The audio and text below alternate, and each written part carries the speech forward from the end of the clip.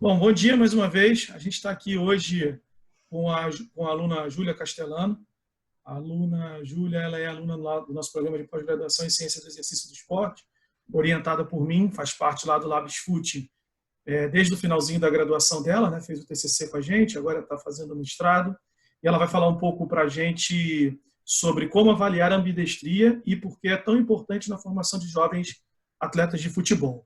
Esse é o nosso projeto de manter a nossa quarentena ativa intelectualmente, fornecendo um pouco de conteúdo para os alunos lá do IFD e da UERJ e para quem mais se interessar.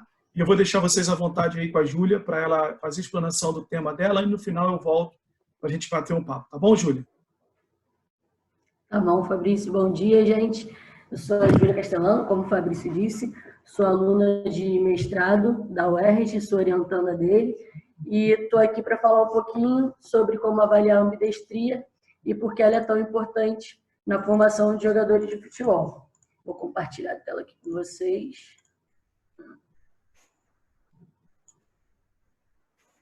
Então, eu vou começar falando um pouquinho sobre algumas características que o Fabrício Júlia, já falou. Oi? Desculpa te interromper, que a tela ainda não foi compartilhada, não. Ah, aqui, desculpa, esqueci de apertar. Agora acho que vai. Deixa eu botar aqui. Então, vou começar falando um pouquinho sobre algumas características do jogo, que o Fabrício já falou na aula dele de ensino sobre a técnica do futebol, né? Um dos conteúdos que a gente mostrou para vocês no site do LabsFoot, nas redes sociais do LabsFoot. E o futebol é bem descrito na literatura como um esporte complexo, aleatório, imprevisível e sistêmico. Isso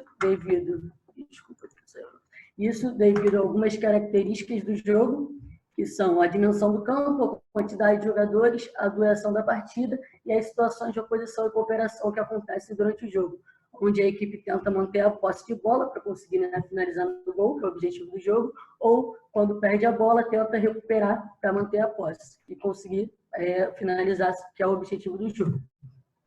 Então, a abordagem sistêmica na literatura, ela mostra que o ideal é que os componentes do jogo, os componentes físico, tático, técnico e psicológico, sejam abordados conjuntamente no treino do futebol, sem que haja essa separação dos conteúdos, porque com o objetivo de preparar o aluno ou o jogador, enfim, para o ambiente aberto e imprevisível do jogo. E aí, com as mudanças que vêm ocorrendo na forma de jogar e na forma de entender e estudar o futebol, a relação entre a técnica e a tática vem sendo cada vez mais abordada e estudada. E aí, lembrando um pouquinho os conceitos, né, de tática e técnica, a tática ela deve ser entendida como a gestão do espaço do jogo pelo jogador e a técnica como a informação que o indivíduo tem sobre como realizar determinada ação, determinado movimento durante a partida. E a gente deve entender essa relação porque se a tática é importante para o indivíduo, para o aluno tomar decisão durante o jogo, a técnica vai ajudar ele a aplicar os mecanismos necessários para a operacionalização e a resolução do problema. Ou seja, toda ação técnica tem uma intenção tática. Então, o aluno, o indivíduo, deve saber o que fazer, mas também saber como fazer, porque essas decisões vão estar condicionadas pelos conhecimentos táticos e pelas competências, que podem ser entendidas como técnicas que compatibilizem com os atributos que ele tem. E aí, a alta variabilidade de situações que ocorrem durante esse jogo imprevisível e complexo, exige que os jogadores tenham uma maior velocidade no processamento e na percepção das informações que eles recebem do ambiente, e exige também uma maior competência na execução das habilidades motoras específicas do jogo, já que o jogador portador da bola ele tem pouco tempo e espaço para resolver aquele problema que está sendo imposto pela partida, pelo ambiente complexo. E a literatura vem mostrando que essa maior competência motora está relacionada com a utilização dos dois membros inferiores para jogar. Coloquei aqui um print, né, uma foto do Messi. O Messi, como a gente sabe, tem a perna esquerda dominante, mas nessa situação aqui da partida, ele está utilizando a perna direita para finalizar no gol. É claro que aqui é uma foto, né? Então os oponentes estão parados, mas com certeza se fosse um vídeo, eles estariam se movimentando para dificultar as chances do Messi fazer o gol. E aí, se o Messi tentasse ajeitar o corpo e colocar a bola no seu pé dominante, que é o esquerdo, provavelmente ele ia perder ali umas frações de segundo nesse jogo em que o tempo e o espaço do jogador da bola é reduzido. Então, se ele sabe, se ele tem aquela informação intrínseca de que ele consegue finalizar com a perna direita, ele vai utilizar essa perna para finalizar, ganhando tempo, otimizando o seu tempo. Então, essa relação entre a utilização dos dois pés para jogar, entre a técnica e a tomada de decisão, é uma relação direta, porque se o jogador tem essa informação, como eu disse para vocês no caso do Messi, de que ele consegue realizar ações do jogo também com a perna não dominante dele, na hora de tomar a decisão, ele vai ter um maior leque de opções. Então, ele vai ter uma maior variabilidade de ações e respostas para qualquer situação do jogo. Aqui a gente tem um jogador pressionado por 4 jogadores e se ele sabe que ele também tem a perna não dominante bem desenvolvida, ele sabe que ele tem uma maior opção, dependendo da situação, dependendo das opções que se encontram para ele resolver esse problema. E aí, como eu acabei de falar, ele tem um maior leque de opções para resolver esses problemas do jogo. Então, apesar da literatura mostrar que é importante que o fato do jogador conseguir utilizar as duas pernas para jogar, para se tornar um jogador mais versátil, para ele ter mais opções para conseguir resolver os problemas do jogo, otimizar seu tempo e não perder tempo num jogo, onde a pressão do adversário é grande e ele consegue utilizar as duas pernas e tem um maior leque de opções, mesmo assim, a maioria dos jogadores, essa literatura mostra, a maioria dos jogadores tem a preferência por um dos lados para jogar. E isso tem a ver com a lateralidade. Então, a lateralidade nada mais é do que essa preferência por um dos lados do corpo para realizar ações. Isso não só a nível motor, a lateralidade também ocorre a nível visual, a nível auditivo, e isso em todas as espécies, não só no ser humano. E essa preferência por um dos lados do corpo gera uma dominância lateral, onde um lado é dominante em relação ao outro para realizar determinada ação. Em nível esportivo, essa dominância lateral, essa diferença na utilização dos membros é entendido como assimetria técnica funcional. E aí alguns fatores podem influenciar na preferência do jogador, do indivíduo, do nosso aluno, né, por um dos lados, que são as experiências motoras que o indivíduo teve ao longo da vida, a quantidade dessas experiências. Então, se um jogador teve uma maior quantidade de experiências com um membro não dominante do que o outro, a literatura mostra que provavelmente esse jogador vai se sentir mais capaz de utilizar esse membro não dominante. E a complexidade da tarefa também vai interferir nisso, onde quando mais difícil, se torna mais complexo utilizar o membro não dominante, as imposições socioculturais também vão intervir e a genética, que tem a ver com a dominância hemisférica cerebral. Só para a gente relembrar, se o lado direito do cérebro é dominante, provavelmente o nosso lado esquerdo, né, nós teremos preferência pelo lado esquerdo para realizar essas ações no jogo de futebol ou em qualquer situação no dia a dia. Porém, a literatura mostra que parece que o ambiente, a experiência do indivíduo e a tarefa têm uma maior influência sobre essa preferência por um dos lados. Tanto que a gente costuma ver alguns indivíduos, né, que utilizam a mão direita, por exemplo, para escrever, mas jogando futebol, jogam com a perna esquerda. Então, se essa dominância hemisférica cerebral fosse o principal fator de intervenção, né, se fosse o principal fator de influência, melhor dizendo, sobre a preferência por um dos lados do corpo, esses casos não iriam acontecer. Mas o indivíduo pode escrever com a mão direita e utilizar a perna esquerda para jogar, porque parece que o ambiente, a experiência e a tarefa, ou seja, no caso, por exemplo, o jogo de futebol e o ato de escrever, né, vão influenciar sobre essa preferência. Tá?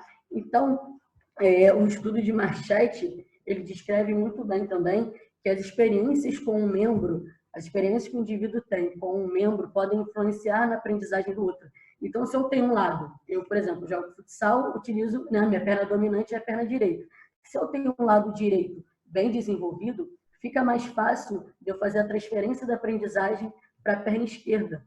É claro que essa interferência é melhor que ela aconteça mais cedo, né? Com indivíduos profissionais fica mais difícil, né? Como eles já estão em níveis mais avançados, fica mais difícil da gente interferir e conseguir, no nível profissional, dele passar a utilizar mais a perna esquerda. o interessante, o ideal é que isso ocorra desde da formação do jogador, tá? Então, esse processo de transferência bilateral ocorre no cérebro devido a uma substância que tem, que é um corpo caloso, e ela faz essa transferência. Então, a gente que trabalha em escolinha, eu, por exemplo, dou aula para o sub-6 e para o sub-13. Meus jogadores do sub-6, alguns, né, a grande maioria, ainda estão começando a desenvolver melhor o membro dominante deles. Então, quando eu estava estudando, eu pensei, né, sobre transferência bilateral, eu pensei, será que aquele jogador que não desenvolveu muito bem nem a perna dominante dele, eu já devo começar a influenciar ele a utilizar a perna não dominante, ou seria melhor desenvolver primeiro o membro, né, deixar que ele desenvolva primeiro aquele membro dominante e depois utilizar dessa transferência bilateral para melhorar a aprendizagem do membro não dominante. Então, acho que é algo que deve ser estudado, que ainda não está muito bem estabelecido na literatura, e é uma das coisas que eu quero investigar no meu mestrado, né, a influência da idade, né, na utilização da perna não dominante, e é algo que a gente deve pensar e refletir sobre. Como eu falei já de algumas vantagens de utilizar a perna não dominante para jogar, eu vou mostrar alguns fatores, alguns estudos que mostram mais na prática, né, a importância da ambidestria, a importância da utilização dos dois pés para jogar. Então, algumas vantagens disso, algumas vantagens da ambidestria. 80% da população geral tem o pé direito dominante, tá? Então, 80% da população geral é destro, utiliza a perna direita para jogar. Então, quando na prática a gente vai jogar contra um indivíduo ambidestro, né, que também sabe utilizar a perna esquerda ou utiliza as duas pernas para jogar, esse jogador se torna mais imprevisível e mais criativo devido a esse funcionamento invertido do hemisfério cerebral. Então, como os jogadores estão mais acostumados a jogar contra jogadores destros, quando eles se encontram, né, quando seu oponente utiliza também a perna esquerda para jogar ou utiliza as duas pernas, fica mais difícil de eu conseguir antecipar as ações que o meu oponente vai fazer. Então, o jogador ambidestro, ele é entendido na literatura como o jogador mais imprevisível e mais criativo, devido ao maior repertório de ações que ele tem, comparado aos atletas que utilizam somente a perna direita ou somente a perna esquerda. E aí, aqui são os tópicos que mostram um pouquinho o que alguns estudos falaram, né? Então, esses dois primeiros estudos, eles mostraram que equipes com jogadores ambidestros têm maiores chances de vencer a partida e maiores possibilidades técnicas e táticas durante a partida. Como já expliquei, sobre o maior leque de opções que o jogador tem para resolver os problemas do jogo. E o outro estudo, de 2017, viu que os times com melhores performances em competições importantes têm jogadores mais simétricos. E aí eles verificaram a ação da finalização. Eles verificaram que esses jogadores mais simétricos tinham uma eficácia de 87% com a perna dominante e de 85% com a perna não dominante. E aí, esse estudo também mostrou que o programa de desenvolvimento de futebol do Ajax, né, o programa que seleciona os jogadores lá na base do Ajax, ele seleciona pelo menos 4 jogadores que tenham dominância da perna esquerda para jogar. Então, de 10 jogadores em um gol, né? Então, 40% eles priorizam que sejam jogadores que também saibam jogar com a perna esquerda, devido a essa imprevisibilidade e essa maior criatividade desses jogadores em campo. Então, para mostrar que pode ser um fator de seleção de jogadores, a ambidestria. Então, parece, né, segundo esses estudos, que ser igualmente habilidoso com os dois pés é uma vantagem em um dos pré-requisitos para o sucesso no futebol. Esse estudo aqui é de 2013 e ele avaliou, o objetivo dele foi investigar os retornos salariais dos jogadores com capacidade de utilizar os dois pés para jogar. E aí, para isso, como eles fizeram? Eles usaram 2 ferramentas que são o Transfer Market e a revista Kicker. E essas ferramentas, elas mostram o salário dos jogadores de acordo com a posição. E aí eles pegaram os jogadores da primeira divisão da Europa, né? Então, 1.991 jogadores da Europa, e pegaram também 1.314 jogadores da Bundesliga, que é uma liga da Alemanha. E eles verificaram os jogos dessa amostra de 2005 a 2006. E aí eles viram que 59% utilizavam a perna direita, né, para jogar, era a maior dominância era da perna direita, 23% tinha dominância da perna esquerda e 18% eram ambidestros. Ao comparar os salários desses jogadores de acordo com a dominância do membro inferior deles, eles verificaram que os jogadores ambidestros eram os que tinham maiores salários. Tá? Então, os jogadores ambidestros tinham 23% a mais do salário, comparados aos jogadores destros, e essa relação era um pouco menor em relação aos canhotos. Então, os canhotos tinham também um maior salário do que os jogadores destros. Esse outro estudo, para quem estuda assimetria técnica funcional, lateralidade, enfim, é um clássico, né, que é o estudo do José Guilherme e alguns outros colaboradores, né, que são professores da Universidade do Porto, e ele verificou a influência do treino técnico específico para o pé não preferido do jogador sobre a redução da assimetria técnica funcional. Então, como que eles fizeram isso? Eles pegaram 71 indivíduos com idade entre 11 e 16 anos e separaram em 2 grupos, um grupo experimental e um grupo controle. Dentro desses grupos experimental e controle, os indivíduos foram divididos por idade. Então, foram separados em sub-13, sub-15 e sub-17. O sub-13 e o sub-15 realizavam 3 sessões de treino por semana, com duração de 90 minutos, e o sub-17, 4 sessões de treino semanais, com duração de 90 minutos. Eles verificaram nessa amostra que 60 indivíduos tinham o pé dominante direito e 11 utilizavam a perna esquerda para jogar. Como que eles avaliaram o índice de utilização de cada membro dos indivíduos? Eles utilizaram o Shufflefoot, que é um instrumento que eu vou explicar mais a fundo um pouquinho mais à frente, e como que o Shufflefoot funciona. O Shufflefoot, ele faz o indivíduo, né, o pesquisador, o avaliador, o treinador, enfim, ele filma o jogo para posteriormente analisar. E aí, depois, analisando essa filmagem, ele consegue verificar as ações realizadas tanto com o membro direito, tanto com o membro esquerdo do indivíduo. Então, para a intervenção, eles fizeram essa análise de jogo com a filmagem, aplicaram 6 meses de intervenção e fizeram a análise do jogo pós-intervenção também. Nesses 6 meses de intervenção, o grupo experimental realizava 20 minutos de treino técnico para o pé, especificamente para o pé não dominante, todo início de treino. Né? Então, o treino tinha 90 minutos, nesses 20 minutos iniciais, o treino era específico, treino técnico específico para o pé não dominante. O grupo controle realizava um treino técnico também, mas sem foco para a utilização do pé não dominante. Então, o professor, o treinador, não estimulava a utilização do pé não dominante. O que eles obtiveram como resultado?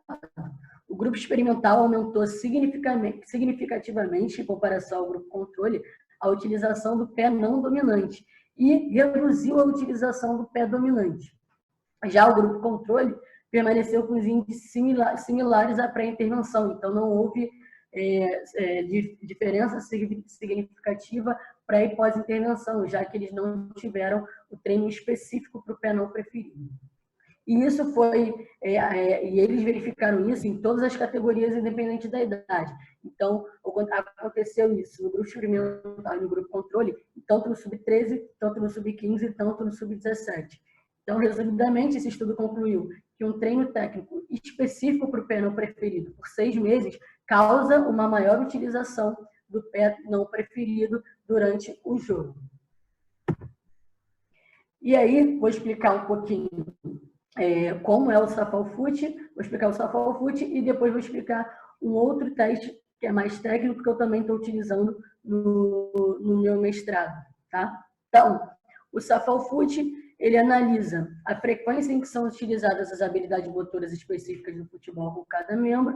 Então, é feita a análise para verificar o quanto o indivíduo utiliza tanto a perna dominante e a perna não dominante durante o jogo. Então, essa é feita a filmagem do jogo e o formato de jogo é de 4 contra 4 com o goleiro. Tá? E o tamanho do campo vai variar de acordo com as categorias. Quanto mais velho, maior é o campo. E a duração do jogo, proposta pelos autores, é de 2 tempos de 10 minutos. Tá? E como que esse instrumento é feito? Como que a gente avalia aquele jogo que a gente filmou? Ele é dividido em 6 categorias, que são recepção ou domínio, interceptação ou desarme, finta ou drible, condução, passe e finalização. E aí, aqui só para vocês terem uma ideia, cada categoria tem as subcategorias divididas em positivo e negativo. Então, toda ação do jogo que o indivíduo realizar, né, toda ação, que pode ser a interceptação, a recepção, o passe, a condução, a finta ou a finalização, independente se o time manteve a posse de bola ou não, o indivíduo vai receber uma pontuação por isso. Se a ação for positiva, ou seja, se o time mantiver a posse de bola, o indivíduo ganha 10 pontos. Se a ação, né, que o indivíduo realizou é de 10 pontos, e se o time não conseguiu manter a posse de bola, é dada a pontuação de 2,5. Tá? Em ações como a condução e a finta, né, em que o indivíduo pode realizar ações tanto com a perna direita quanto com a perna esquerda no mesmo momento. Por exemplo, se o indivíduo recebe a bola, dá 3 toques conduzindo com a perna direita e 2 toques conduzindo com a perna esquerda. Então, para uma mesma ação, ele utilizou os 2 membros. Nesse caso, se a ação for positiva, a perna dominante, como realizou o maior número de toques na bola, ganha o valor 10. E se a ação e a perna não dominante, que no caso foi a esquerda, porque realizou o menor número de toques, vai ganhar 5. Se ocorrer essa ação, essa situação de 3 toques na bola conduzindo com a perna direita e 2 com a perna esquerda, mas o time não conseguir manter a posse de bola, o indivíduo vai receber 2,5 pontos para a perna dominante e 1,25 ponto para a perna não dominante. Então, independentemente se o time manteve a posse de bola ou não, o indivíduo vai pontuar, porque ele utilizou a perna para jogar. Mas, se a ação for positiva, ganha mais pontos, se a ação for negativa, ganha menos pontos. E como que é feito o cálculo do índice de utilização de cada membro? O indivíduo, o pesquisador vai ter que pegar todas as ações que foram realizadas com o pé preferido do indivíduo e somar as ações positivas com as ações negativas, tá? E, ao final dessa soma, ele divide pelo número total de ações realizadas pelo indivíduo, tanto com o pé preferido, tanto com o pé não preferido. Então, se o indivíduo, por exemplo, somou 60 pontos com o pé preferido para ações positivas e 30 pontos para ações negativas com aquele pé preferido, ele vai fazer essa soma, ou seja, 90, e dividir pelo número total de ações que o indivíduo realizou durante a partida.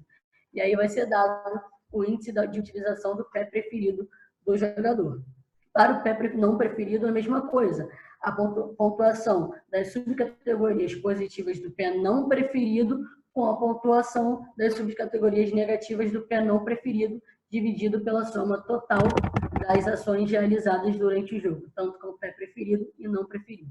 Esse índice, né, esse cálculo, o valor dele final vai de 0 a 10. Então, quanto mais próximo de 10, mais o indivíduo utilizou o pé preferido ou não preferido. E aí, para realizar o cálculo da assimetria técnica funcional dele, tem que pegar o índice do pé preferido e diminuir pelo índice do pé não preferido. E aí, quanto mais próximo de 10, mais assimétrico esse jogador vai ser. Tá? Então, quanto menor esse índice total de assimetria técnica funcional dele, mais simétrico o meu jogador é. Beleza? E aí, para fechar, vou mostrar esse teste para vocês, que é mais técnico, é o teste de precisão de passe de 20 metros. Como que esse teste é realizado? A bola é posicionada a 20 metros de um painel com pontuação de 10, 8, 6, 4 e 2. Então, quanto mais longe do meio, menor a pontuação. E o indivíduo tem que realizar passes, tanto com a perna esquerda quanto com a perna direita. Tá? E aí são realizados, primeiro, 7 passes com o pé esquerdo, depois 7 passes com o pé direito. Após essa primeira série, o indivíduo descansa 4 minutos e depois realiza de novo. Mais uma vez, 7 passes com o pé esquerdo, 7 passes com o pé direito. O indivíduo, antes de dar o passe, ele pode dominar, né, dar um toque na bola, conduzir a bola para frente, com apenas um toque. Só que, se a bola passar dessa área que vai ser restrita pelo pesquisador, o indivíduo zera a pontuação daquela tentativa. Ok? E aí, no total, são feitas 28 passes, sendo 14 com a perna esquerda e 14 com a perna direita. Caso o avaliador queira verificar a assimetria nesse teste, ele pode pegar o total de pontuação, né, do indivíduo com a perna esquerda e o total do indivíduo com a perna direita, sendo que para cada perna ele vai ter que fazer a soma da pontuação dividido por 14, porque é o número de passos que o indivíduo dá com cada perna. E aí, no final, com esse resultado, ele faz, né, o cálculo da perna dominante menos a pontuação total da perna não dominante. E aí, o pesquisador vai poder ter lá, o técnico, enfim, quem estiver aplicando o teste, né, vai poder ter o resultado de assimetria no teste de precisão de passe de 20 metros. E aí, galera, para fechar, algumas questões que eu queria deixar para a gente refletir, né? Quando se deve começar a treinar um membro não dominante? Em que idade será que está mais facilitada a aprendizagem com o membro não dominante? Pensando no processo de transferência bilateral que eu expliquei para vocês mais no início da apresentação, mas pensando também que é importante que o indivíduo seja estimulado a utilizar o membro não dominante desde o início da sua formação. Então, algo que é importante da gente pensar é quando será que é ideal a gente começar a estimular o treino com membro não dominante. Será que tem uma idade específica? Será que depende do nível do seu aluno, depende da turma que você está? É uma coisa que a literatura ainda não tem muito bem elucidado e é uma das questões que eu estou querendo verificar no meu mestrado. E como treinar um membro não dominante? Eu mostrei para vocês um estudo que realizou um treino técnico e verificou que mesmo com o treino técnico, houve um maior índice de utilização após intervenção de 6 meses durante o jogo. Mas será que só tem essa forma de treinar? Será que se eu fizer mini-jogos, onde, por exemplo, o gol, se o indivíduo fizer o gol com a perna não dominante, ele recebe uma maior pontuação, o gol vale 3, enfim. Se eu fizer mini-jogos que estimulem a utilização do membro não dominante, será que na hora do jogo isso também não vai influenciar numa maior utilização desse membro? E deixar claro que o estímulo do professor é muito importante, tanto durante o treino quanto durante o jogo.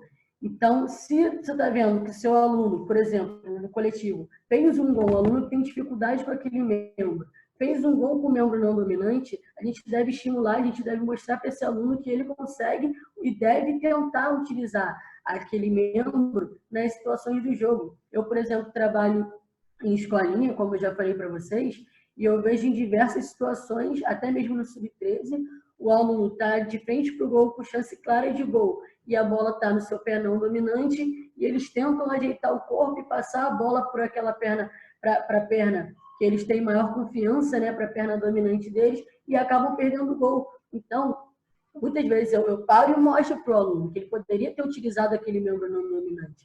Então, eu acho que é importante a gente não deixar passar essas situações e estar o tempo inteiro intervindo, né, e instruindo o aluno, mostrando que é importante ele tentar também realizar ações específicas do jogo com o membro não dominante. E é isso, Fabrício, se quiser falar alguma coisa, intervir. Bom, galera, eu peço que a Júlia tire isso, compartilhamento de tela, para a gente poder conversar aqui, para todo mundo nos ver melhor. Enquanto a Júlia vai fazendo, eu só queria fazer algumas considerações. Eu acho que a Júlia explicou muito bem a importância, né, da ambidestria e explicou ali de muitos outros testes que existem para avaliar essa capacidade, vamos dizer assim, ou essa habilidade, né, de utilização dos dois membros. A tela ainda está compartilhada, Júlia.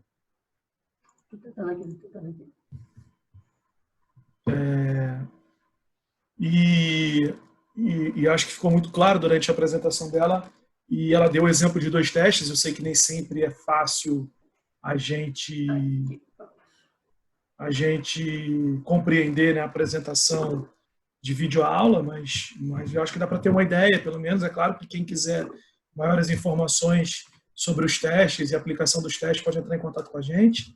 A gente já tem lá no site contato@labisfute.com.br o nosso... Foi. Saiu aí. Foi. Então, repetindo, contato@labisfute.com.br é o nosso e-mail de contato, além das nossas redes sociais. Quem quiser maiores detalhes e dúvidas sobre o teste, fica à vontade para entrar em contato com a gente. Achei que a aplicação foi muito boa, a aula foi muito boa, contribuiu mais uma vez. A gente volta a falar do aspecto técnico, né, que eu já falei no primeiro conteúdo que a gente disponibilizou para vocês. E com a apresentação da Júlia fica cada vez mais claro para mim que a gente tem que inverter um pouco a ordem da maneira com a qual a gente pensa o treinamento técnico dos atletas, né? Seja de alto nível ou seja na iniciação. Eu tenho defendido a hipótese de que o treinamento técnico não é que ele tem que deixar de existir. Eu estou falando especificamente do analítico, né?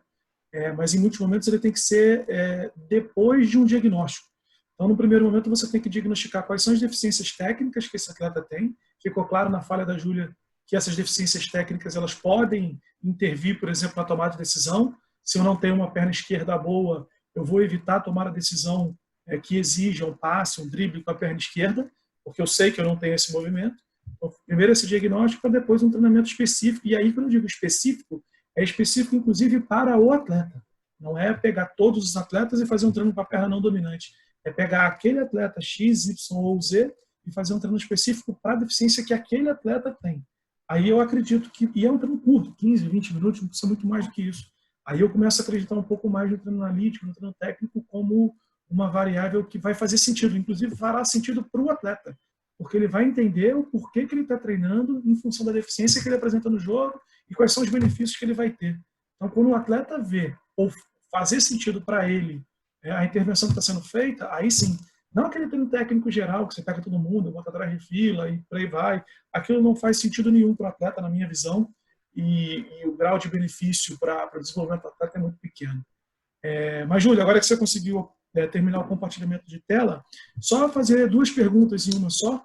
Primeiro, que você falasse um pouco mais da importância que você vê assim na prática. Você já falou na teoria, né, dos estudos, mas na prática, nas aulas que você dá, nos treinos que você dá, da ambidestria. Queria que você falasse um pouco disso.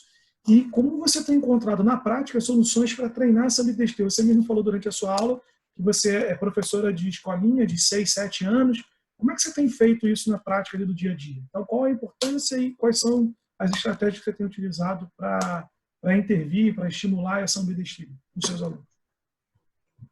Então, como eu disse, principalmente no Sub-13, eu vejo em muitas situações do jogo em que, eu até falei isso durante a aula, em que a bola se encontra no pé não dominante dos meus alunos e às vezes é uma ação simples, tá?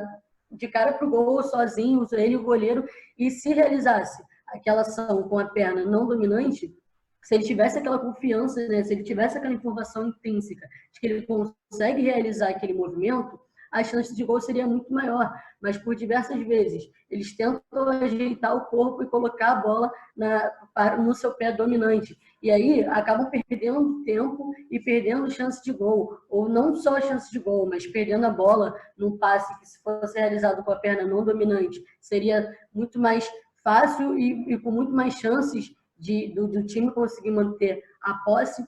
Então, em diversas situações eu vejo, em situações até que com pouca pressão do jogador adversário, que está uma ação que a gente consegue ver, que seria muito mais fácil a utilização daquela perna não dominante, os nossos alunos eles tentam colocar a bola no pé dominante, aí acabam perdendo tempo, muitas vezes acabam perdendo a posse de bola.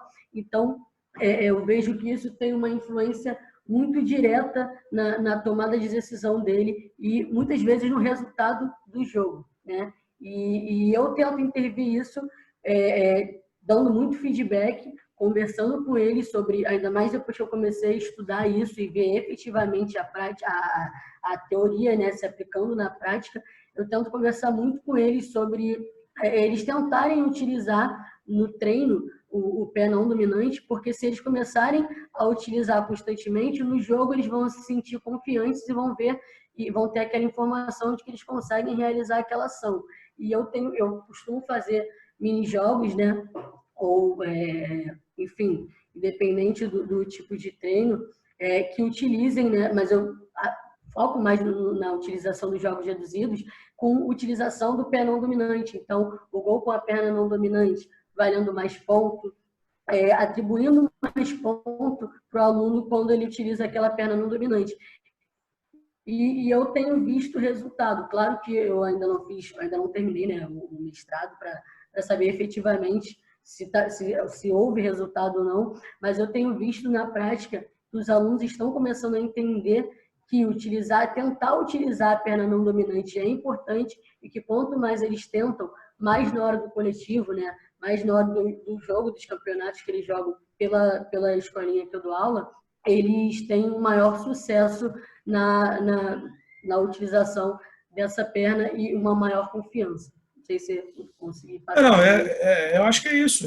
Basicamente, você falou de duas estratégias, né, na minha visão. Uma é o feedback, né, que parte da conscientização, não só um feedback que é para estimular a usar o lado não dominante, mas um feedback muitas vezes que é prescritivo, mas também interrogativo, no sentido de fazer com que eles pensem, olha, se você tivesse usado o lado esquerdo nessa situação, olha a vantagem que a utilização do lado não dominante, falei lado esquerdo porque é o meu lado não dominante, né? Mas olha a vantagem que a utilização do lado não dominante te daria nessa situação. É claro que pesa a faixa etária, é claro, né? Não dá para você dar feedback muito complexo para as crianças de 6, 7 anos, mas à medida que eles vão avançando na idade, você pode aumentar a complexidade das análises. Então, é um feedback não só motivacional, mas também que faça com que eles pensem e entendam a vantagem de utilizar o lado não dominante.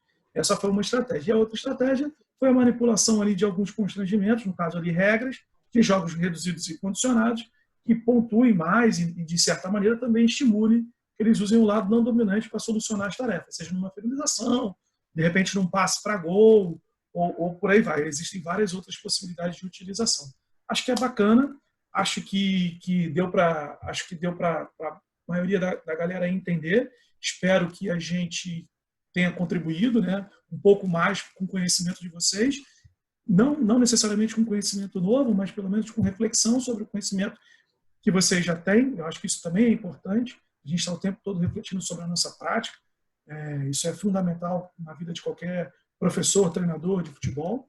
E nos próximos encontros a gente vai ter outros temas também interessantes. Semana que vem provavelmente a gente tem um outro tema aí para discutir com vocês. Beleza, galera? Júlia, não sei se você quer fazer mais alguma consideração. Não, acho que é isso. Acho que a ideia é mais a reflexão sobre o tema e da gente saber que é muito mais importante do que a gente acha, do que eu mesma achava antes de começar a estudar. Eu mesma, como eu disse antes, eu jogo futsal e eu uso muito a perna direita e muito pouco a perna esquerda, porque não fui influenciado e não sabia da importância disso lá na minha formação como jogador. E hoje eu consigo enxergar isso e estimular isso nos meus alunos. Então, acho que é um assunto importante de estudar e de refletir. Beleza. Obrigado, Júlia, pela sua explicação, pela sua aula. Gente, continuem em casa aí, lavem as mãos, se cuidem. Semana que vem tem mais. Um abraço a todos.